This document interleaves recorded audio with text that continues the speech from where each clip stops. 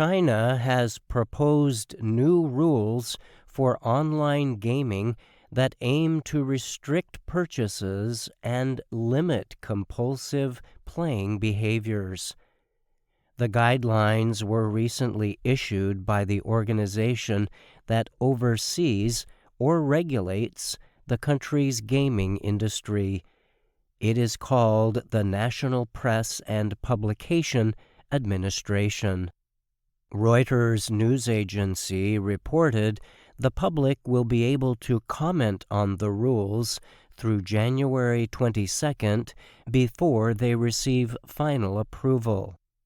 The new rules ban companies from offering incentives to people who play video games or make in-game purchases each day. Other restrictions include limits on how often players can add money to online money accounts called wallets.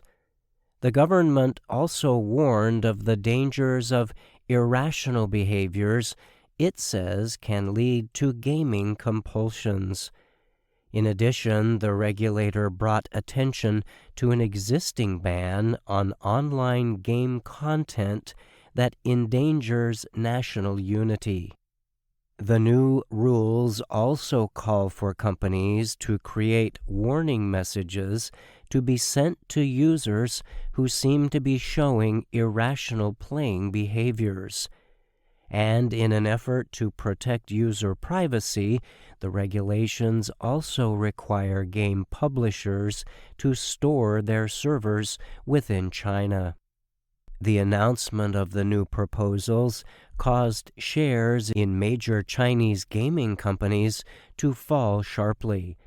Stock shares in Tencent Holdings, the world's biggest gaming company, dropped as much as 16%. The stock price for NetEase, Tencent's biggest Chinese competitor, fell about 25%.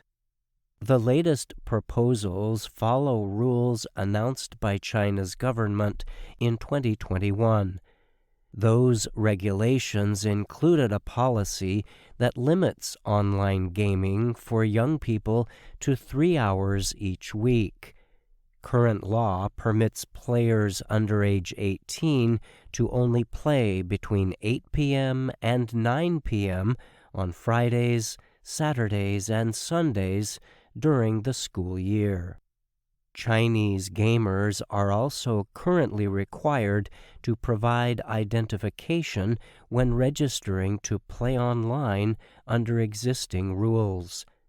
In 2021, Chinese regulators suspended approval of all new video games, but approvals restarted in April 2022.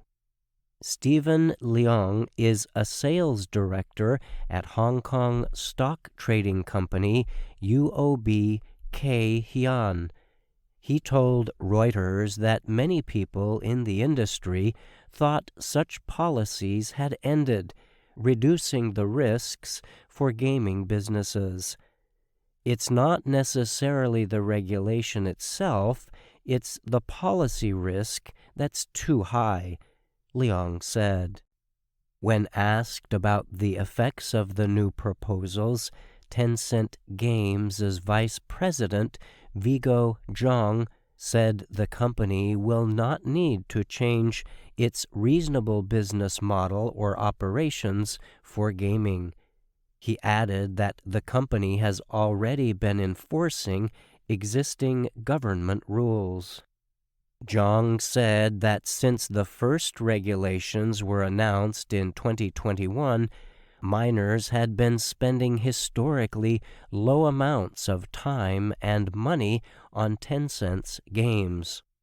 One of the new rules is widely expected to be welcomed by the industry, a requirement for regulators to process game approvals within 60 days. On the same day the gaming proposals were released, Chinese regulators announced the approvals of 40 new imported games for release in the country. I'm Brian Lynn.